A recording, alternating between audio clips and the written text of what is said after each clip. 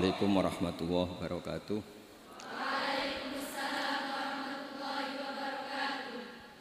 Alhamdulillahirabbil alamin wassalatu wassalamu ala asyrafil mursalin sayyidina maulana Muhammadin wa ala alihi wa sahbihi asmain amma ba'du. Ingkang sangat kula hormati sedanten keluarga besar Kiai Jazuli, wabil khusus wonten Kiai Haji Nurul Huda, sedanten Nyai Bat, wonten Mbah Kawula Nyai Jamilah, sedanten mawon ingkang kula hormati wonten Gus Anim. Kula namung memastikan bahwa boten enten kitab ingkang berkahi Indonesia kados Alfiyah teng bab nahwu. Dados riyen dulu Alfiyah itu yang terkenal itu dibawa diantaranya Syekhona Khalil, Mbah Soleh Darat. Kemudian wonten istilah Alfiyah Kiai Jazuli. Dados Mbah Mun sering cerita dulu Mbah Khim, pamanipun beliau itu mondok teng Lirboyo kalian Mbah Maimun. Gara-gara kesemsem Alfiyah ala Gus Ali yang dari Kiai Jazuli, terus Mbah Khim ini mondok teng Peloso. Nggih mondok teng mriki. Dados kula secara sanad di antara mbah guru kula selain Mbah Karim nggih Kiai Jazuli. Kemudian Mbah Maimun itu diantaranya ngaos tafsir teng Sayyid Alawi, abaipun Sayyid Muhammad. Dan ini menjadi rentetan kewajiban keilmuan.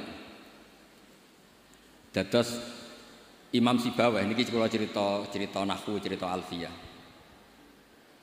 Imam Sibawayh itu kalau baca kitab, itu sebelum kagum sama makna, itu kagum sama penggunaan varian bahasa Arab.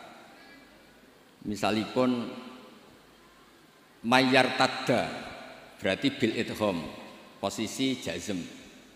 Tapi sebagian ayat wa mayyar tadid, sehingga teori jazmin wa syibhil jazmi takhirun kufi sama-sama pernah dipakai Al-Qur'an. Jadi ku wonten ayat mayyar tadda minkum, tapi kemudian ada wa mayyar tadid.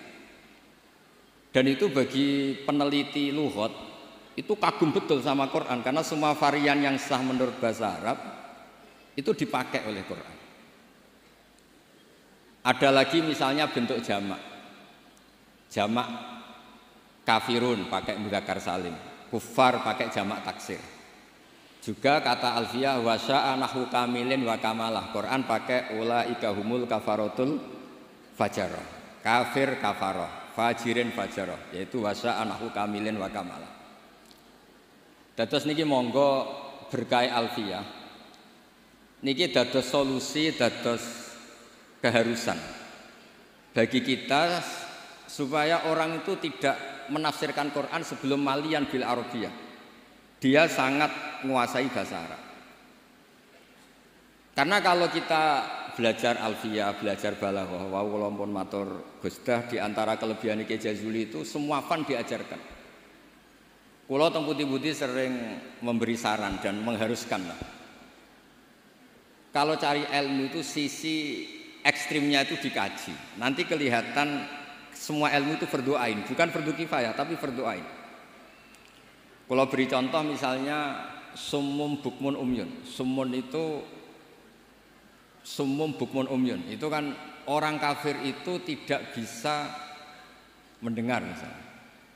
Bukmun orang kafir itu tidak bisa ngomong. Umyun itu orang kafir itu buta. Padahal secara fisik mereka bisa mendengar, bisa melihat, bisa semuanya. Dan itu kalau nanti Quran itu diuji secara kenyataan, ternyata mereka bisa bicara, bisa mendengar, juga bisa ngomong. Tapi kalau kita ngaji balaghah ngerti duduk perkaranya. Mereka dikatakan summun karena la yasma'unal haq, tidak mau mendengar kebenaran. Dikatakan bukmun la yatakallamuna bil haq, tidak bisa ngomong hak. Dikatakan umyun karena la yubsirunal haq, tidak melihat hak. Kemudian di balaghah diajarkan kalau tasbih, kalau orang ganteng biasa disebut anta kal badri, tapi kalau sudah ganteng banget disebut anta samsun, anta badrun. Sama, di kebalikannya juga sama. Kalau terlalu enggak benar, bukan lagi kasumi tapi disebut summum bukmun umyun. Begitu juga di saktah. Saya berkali-kali cerita, kalau Anda tahfidz, tadi saya dapat berita menyenangkan, pernah bulik saya Neng Hasna putri Mbah Kula Bajazila khatam Quran. Saya senang sekali. Di antaranya misalnya sakta. Sakta itu kenapa harus ada? Dulu Imam Asy'im pernah ditanya, kenapa ada sakta? Kata beliau, ada ayat atau dialog yang bahasa Arab itu tidak ada koma, tidak ada tanda kutip. Sehingga solusinya ya sakta. Yaitu ketika orang kafir bangun dari kubur, mereka tanya, "Mam ba'atsana mim marqadina." Siapa yang membangkitkan kami dari kubur? Terus ada al-mujawib. Min jihatillah au bilisanil malaikah hadza ma wa'adar rahman wa sadaqal mursalun. Jadi yang pertama adalah su'alul mustafhim, penanya, yang kedua adalah mujawib. Andaikan itu tidak disakta, maka betapa kacaunya. Memba'atsana mim marqadina hadza ma wa'adar rahman. Itu menjadi kekacauan secara makna yang luar biasa, sehingga kemudian disakta. Memba'atsana mim marqadina. Jawabannya apa? Hadza ma wa'adar rahman. Nah, hal-hal seperti ini juga terjadi lagi misalnya di awal Kahfi. Allah itu mensifati kitabnya yang agung. Alhamdulillahilladzi anzala ala abdi kitaba wa lam yaj'al lahu iwaja. Lan orang gawe sapa Allah lahu maring Quran ora digawe iwajan ing bengkok. Kalau dibaca langsung qayyiman itu bisa ada tasallutul amil pada qayyiman. Walam yaj'al lahu qayyiman itu fatal betul. Allah tidak bikin bengkok juga enggak bikin lurus. Tapi berkahnya sakta itu menjadi natijah. Allah itu tidak bikin Quran itu bengkok. Diam, tidak bengkok itu apa? Lurus. Nah itu makanya butuh sakta. Jadi saya berkali-kali mencontohkan, Cung, saya jangan belikan sate, pecel, rawon, itu semuanya dilarang. Tapi kalau sakta, Cung, saya jangan belikan sate, jeda, pecel. Itu artinya jangan belikan sate tapi nopo? Pecel. Nah, ilmu-ilmu yang talaqti min afahil masyayikh, kalau belum tahu hikmahnya atau illatul hukmi, paling tidak kamu sudah benar bahwa setiap baca ini sakta secara riwayat.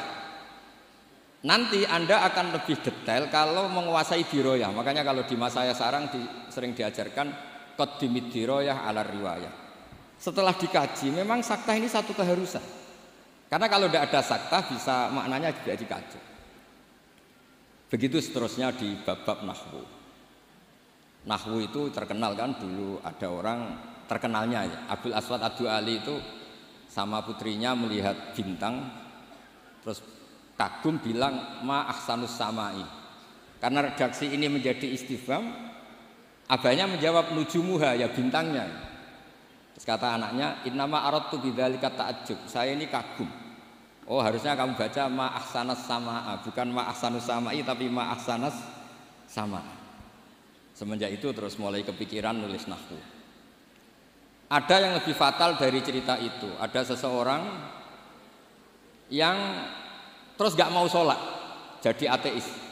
Gara-gara baca ayat innallaha bari'um minal musyrikina wa rasulih, dia baca jer. Kalau Allah sama Rasulnya saja tidak ngurus, apalagi sama kita. Allah itu terbebas, tidak urusan dengan orang musyrik, wa rasulih juga tidak ngurus Rasulnya. Kalau sama Rasul saja tidak ngurus, apalagi sama kita.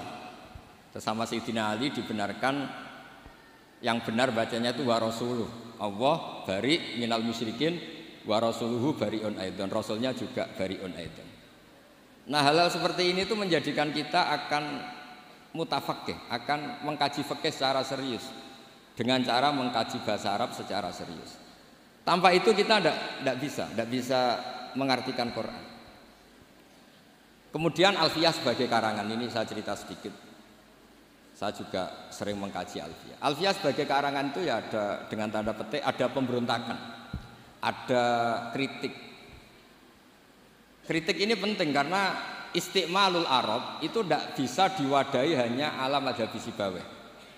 Sehingga meskipun Sibawayh ini orang yang paling top di dunia nahwu, tetap saja ada kritikus-kritikus nahwu yang tidak sependapat dengan beliau. Makanya di Alfiyah ada misalnya kadza kafiltanihi wattisola akhtaru ghairi ikhtaro infisola. Ada wa'audu khafidin la ta'atfin ala dhamiri khafdin laziman bajuila. Terus beliau bilang walaisa inti laziman. Ada lagi wasaf halima bi harfin jurraqat abau. Nah, wala amnauhu faqat warok. Itu jelas beliau menantang jumhur. Beliau jelas cerita abau, semuanya menolak, tapi wala amnauhu menurut saya enggak masalah.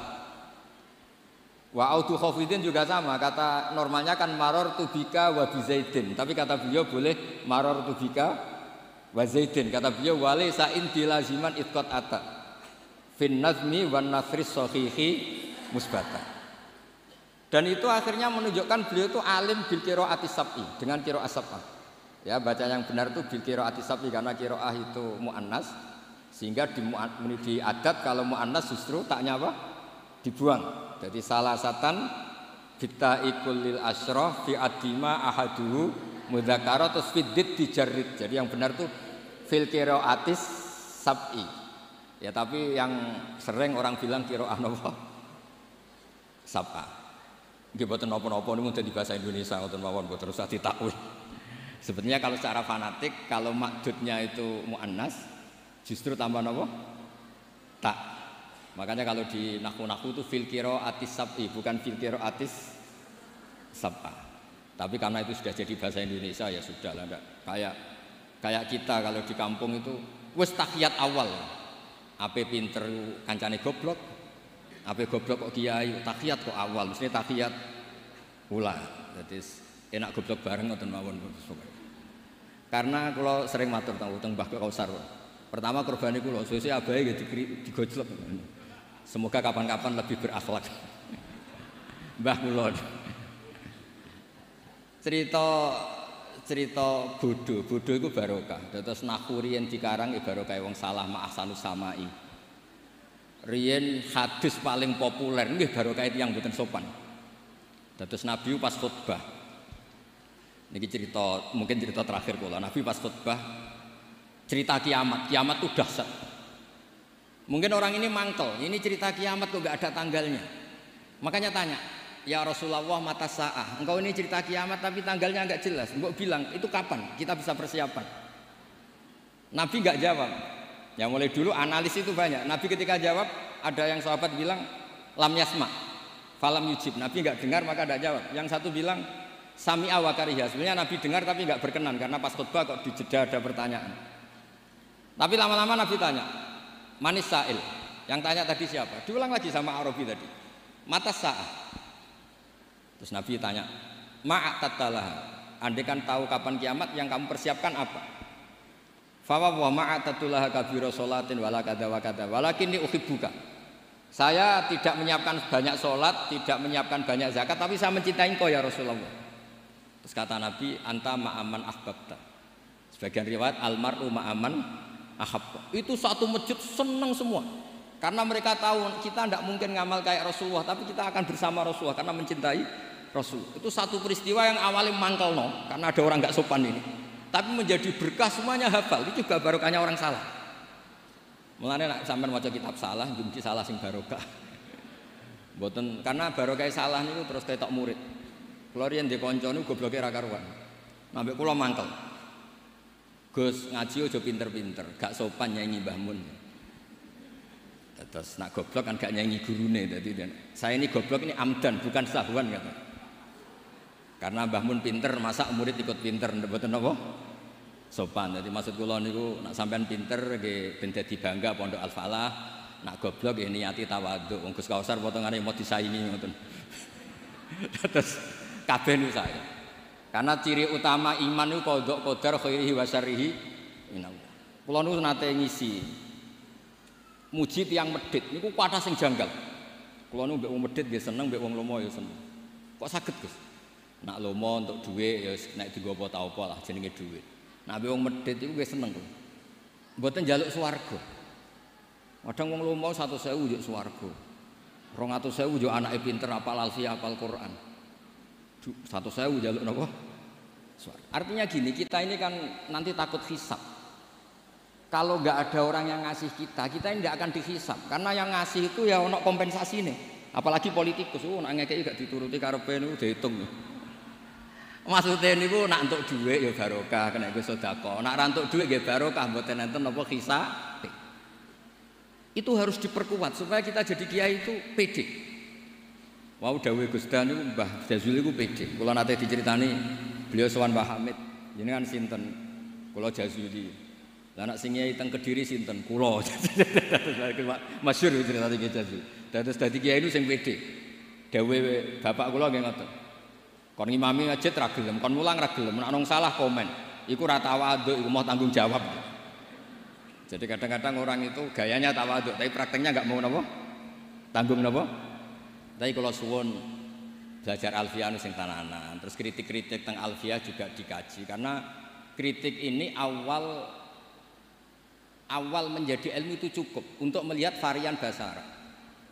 Saya beri contoh ya, saya beri contoh terakhir. Normalnya hamzah di lafadz naba itu diganti ya. Naba'a yang ba'u naba'an. Tapi Imam Nafi' itu tetap selalu baca ya ayyuhan nabi'u wan nabi'in. Tapi barokahnya Imam Nafi' baca ya ayyuhan nabi'u, he wong sing nyeritakno hukume Allah. Orang tahu kalau nabiyun itu yaknya itu bukan karena nakis selam, tapi yaknya itu badalun anil apa? Hamzah. Buktinya di fi'ilnya tetap hamzah. Wa nabbi'hum an dhaifi Ibrahim. Nabi ibadi anni anal ghafurur rahim. Amma yatasaalun anin naba'il azim. Itu jelas pakai hamzah, berarti mahmuslam. Tapi orang Quraisy gak suka hamzah. Wa Quraisyun lam yuhammis. Ada yang baca wa Quraisyun lam tuhammis. Seperti lazimnya muannas yang tidak hakiki itu boleh tarkut tak boleh ndak. Itu ada orang Tamim. Itu kalau manggil Nabi itu ya Nabi Allah. Hei orang yang menceritakan ketentuan Allah. Terus kata Nabi, ana Quraisyun. Saya ini orang Quraisy. Jadi kalau baca ya Nabi Allah. Nah, nanti setelah Anda belajar qiraah sab'ah atau qiraah al-qiraatus sab'u tadi.